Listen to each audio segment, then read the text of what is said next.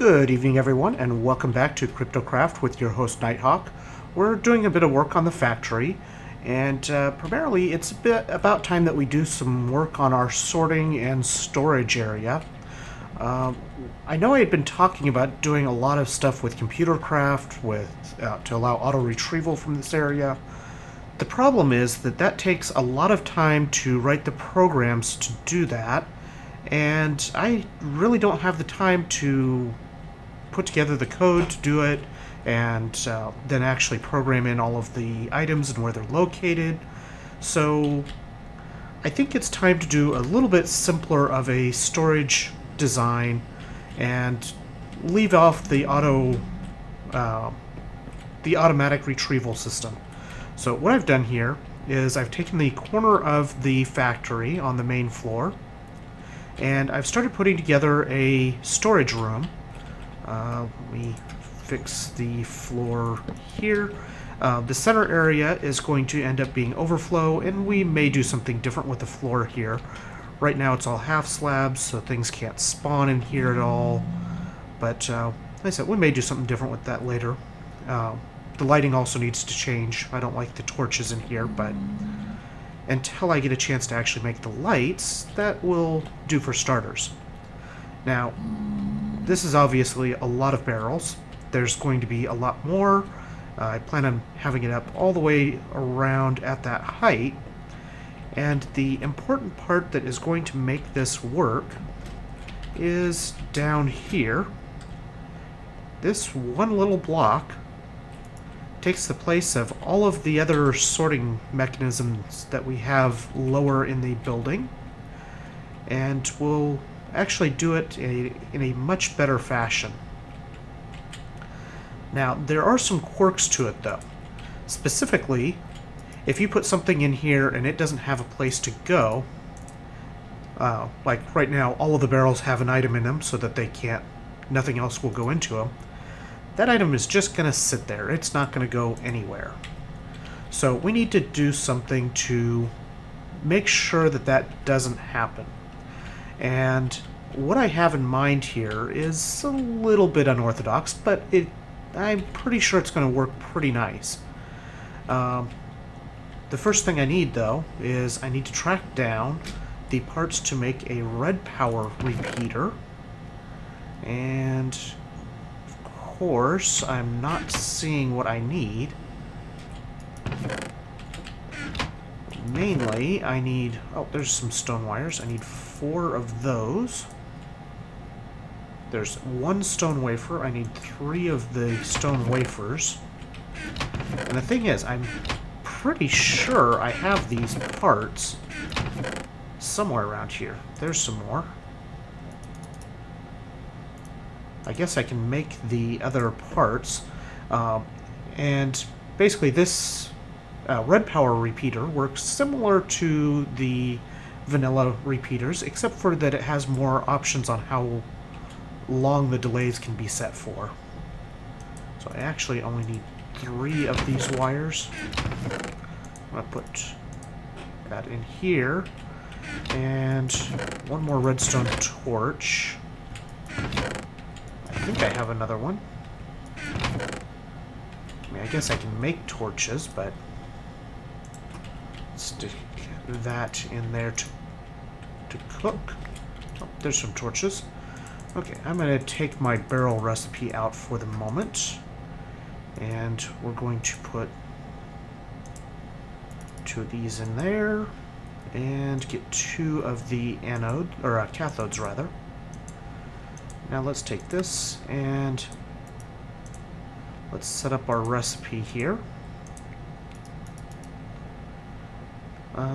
There they are. So there we have our repeater. I've got a timer here that's going to play another important role, and I've got some red alloy wire that's also going to be necessary. So we should have everything we need except for one of these sorting ender chests. I don't want to take the existing one away quite yet, and I think I might also want to change the color that's used, But for now, what I'm going to do is I'm just going to take this cyan ender chest, and that way we can test it, and then I can put the actual ender chest into place later on. Now it takes two filters. One of them is going to pull items out of the to-be-sorted chest and put them into the router, and the other one is going to take items out of the router and move them to that crystal chest. Now I also have a couple of upgrades for the router. I've got a bandwidth and a speed upgrade. There is a thoroughness upgrade that is supposed to do what I'm actually making this do manually, but it doesn't work quite right. So we're going to put those upgrades in. This makes sure that it will search all of the machines instantly, and this moves a stack at a time instead of just single items. So both important for what we are trying to accomplish here. Now let's get this, I think it goes that way. That means I think this one needs to be this way. Okay, let's check. Now if I give this a redstone signal, it should put one item into... that was the wrong direction apparently. Wait. Something went somewhere. Oh, that could be a problem. Apparently the filters are a valid destination for the router. That's not going to do what we want. Okay. So I guess that means we have to go to a backup plan, which is a bit more complicated, but we should also be able to set up the timing so that it will work the way that we expect it to. And what that will involve is using a wooden pipe. We've got this redstone energy cell here that we're going to connect up, and it will work in a similar fashion, although through different mechanisms. So let's see here. We need our source ender chest. It still takes the same input. We still need a filter here to take items and move them into the sorting into the router. We need some pneumatic tubes. Let's connect those up real quick. And let's double check that we have this set correctly. Okay. Items went in. We have items stuck. That's exactly as expected. And now the next part that needs to happen is we need a wooden pipe to come off the front of this. We're going to need golden pipes to take the items away. I'll finish running those after we make sure that this works as expected. And now we take our redstone energy cell, and we're going to put that next to the wooden pipe.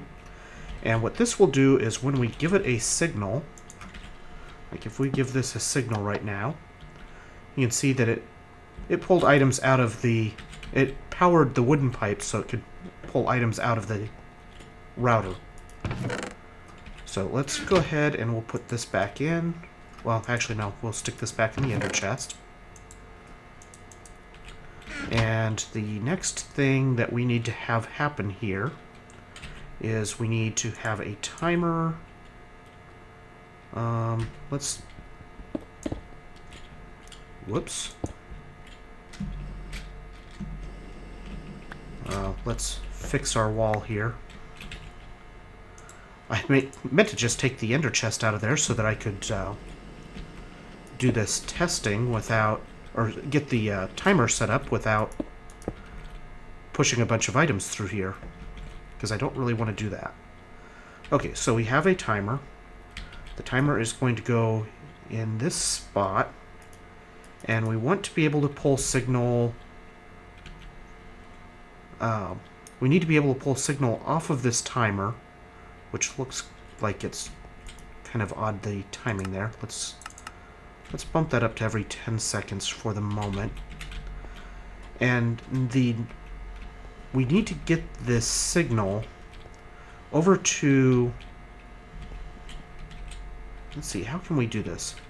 Because we need to get the signal from this timer over to this redstone energy cell through a repeater so that we can control how quickly it, or how soon it pulses. And let's see here. I think this will work for what we're trying to accomplish. Now the trick here is that we also need to make sure that it doesn't connect to the router. I think it's going to connect to... Let's check here. Let's make sure that it actually... Okay, it does get... That does get signal to it, so we just need to prevent signal from going to the router.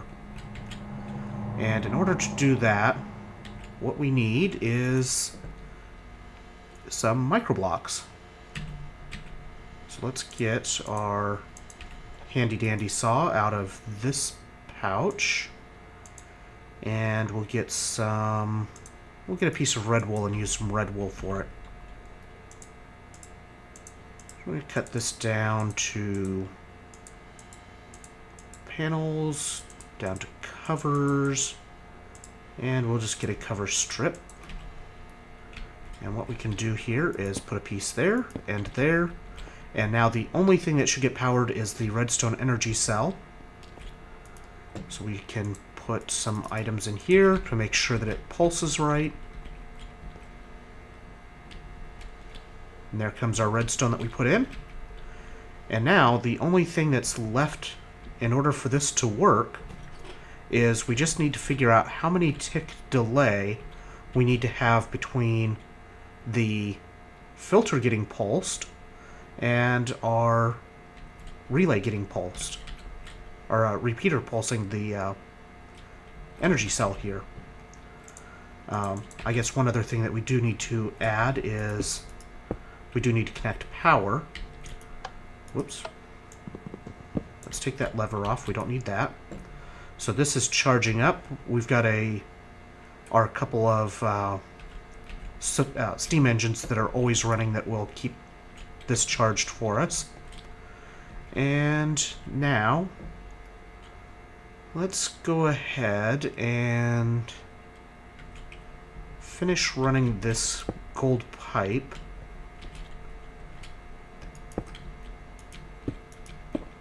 Because this will be our overflow. So that will let everything overflow into this center crystal chest. And the idea will be to make sure that we have a barrel in place for pretty much everything, so that the only thing that ends up in overflow is just random miscellaneous things like records and other things like that that are pretty low quantity. And let's see if we can get an idea of how soon, because what we don't want to have happen, although actually,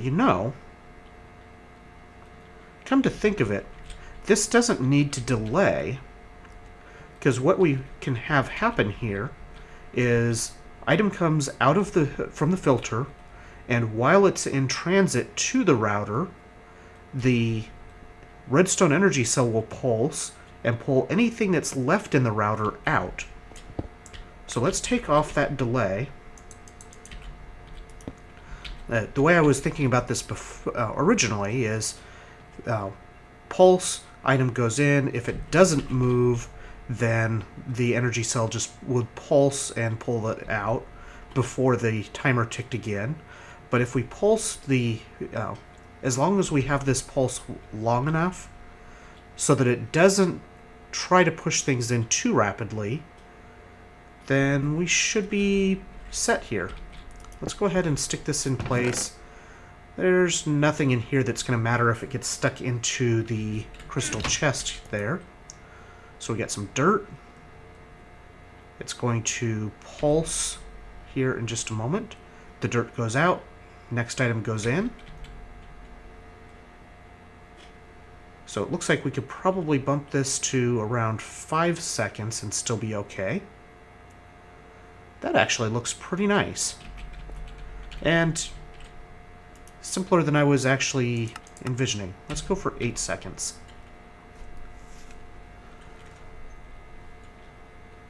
Let's take a look at that.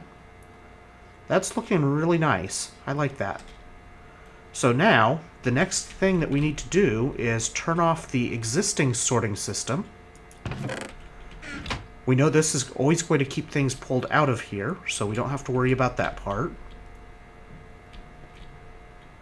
So now we just need to go turn off the existing sorting system, and we can start putting together, we can start adding barrels up here, and moving our items into our, or actually setting the barrels to the correct items. Like I said, right now all of the barrels are just, they have one item in them that will not go through the sorting system in general.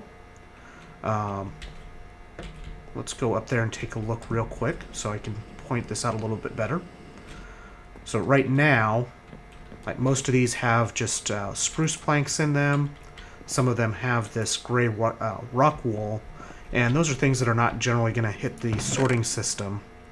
And I just put those in there so that I had something to block the barrels so that I could, number one, program it right and get it set up right, and also so that we can explicitly set where items get sorted to.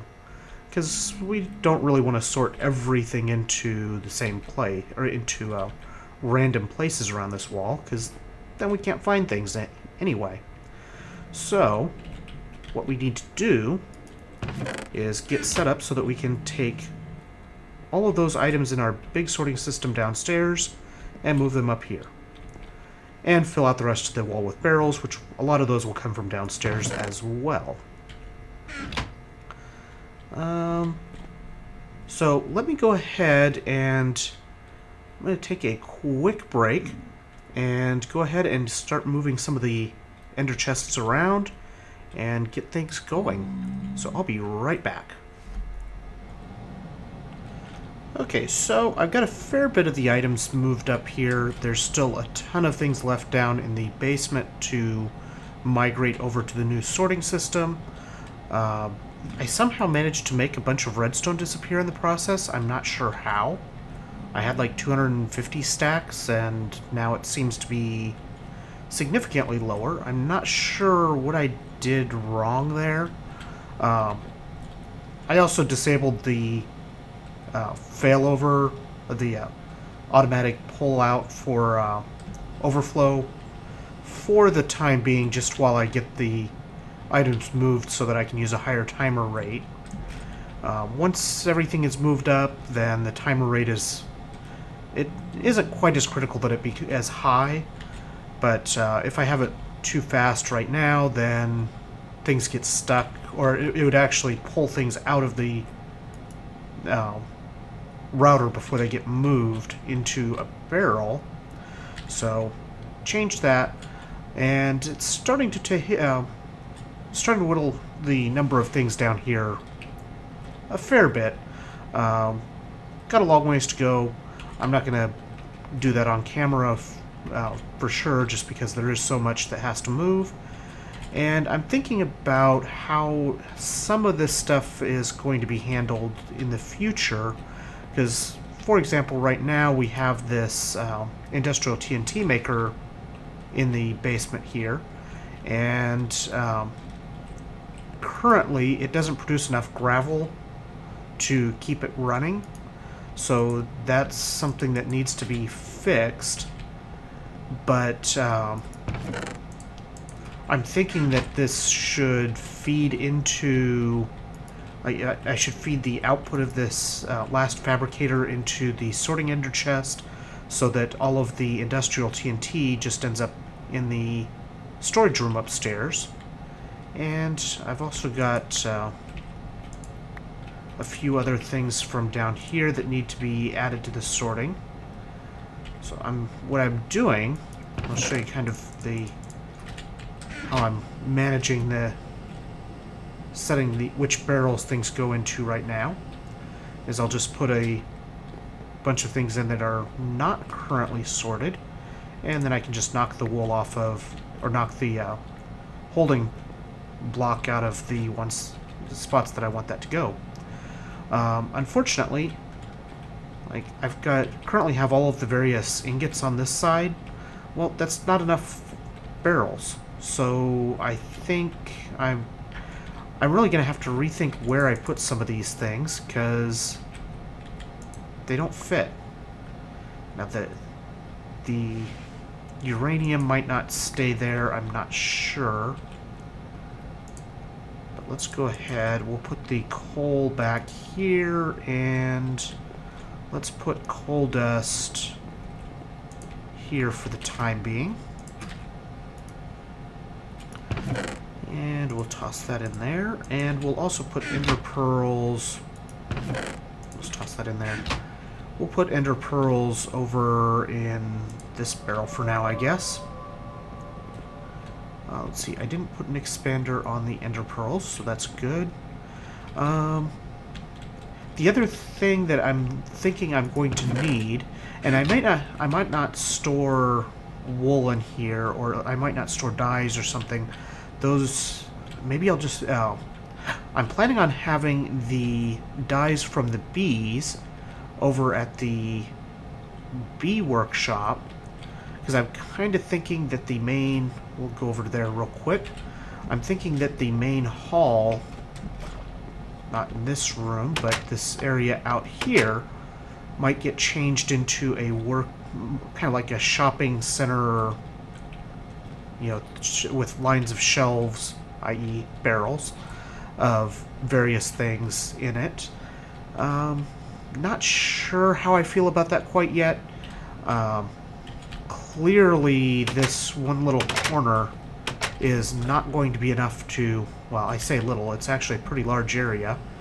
It's not going to be enough to store all the various items that we want to store, especially if we want to keep wool and things like that. So maybe what I'll do is set up the bee workshop to store the natural items like wools and dyes, maybe things like bones and some of the items like that, and then I'll use this area to store all of the machine type things, the mass storage for cobblestone and dirt, things like that. And that way we should have more room available. The other option I have other real option for storage here would be to basically just build rows out from the wall, where basically it would just go, you'd have this go around here, and then you'd have a line of barrels out towards the middle. The only problem with that is it really restricts the field of vision and makes it harder to see harder to find the items that you're looking for. And it's already going to be difficult to find those items with the quantity of barrels that are in this room, even if things are somewhat categorized into different areas of the room. I'm coming to the conclusion that there's enough items that are going in here that it's going to be difficult to sort in any reasonable fashion. But first world problems, I guess. Anyway, I'll finish moving all of the barrels from below up here and get everything rearranged. I'll probably rearrange the recycling system so that there'll be a ender chest that is recycling input, and then have a ender chest that is recycling, or is like scrap output that feeds into the matter fabricator, and some things like that. Again, I'm not sure what to do about the industrial TNT maker, because I certainly don't want to be running up and down these floors to deliver gravel to make more industrial TNT. And I do need to make a better gravel maker as well. For now, let's just put all of this industrial TNT in this chest. And to wrap up this episode, let's take one quick look at what we're doing on the tower. Built it up a little bit more. That's weird. Come on, world, load. Thank you. So, Fwip made this Kryptocraft logo over here on the side of the mountain. That's our original mountain home that we started on. And the one drawback to the logo as it stands here is that it is an even number of blocks across, which makes it difficult for centering when you're building with odd numbers like I prefer to do. So I did a alternate version of it. Coloring is a little bit different. I actually like the blue and purple better. The purple here on the right side is lead blocks, and then we have sapphire blocks on the left. Not the best use of sapphire perhaps, but I can make bees that make sapphires all day and basically have unlimited supply if we so desire. So I think I really like the way that logo turned out. I didn't finish it on this side yet. I ran out of sapphire on my original set, or lead blocks from the original set that I made. I also added a sapphire block supporting, or at the apex of the pyramids. I'm not sure if that's what's going to stay there, or if it will end up being a light of some kind.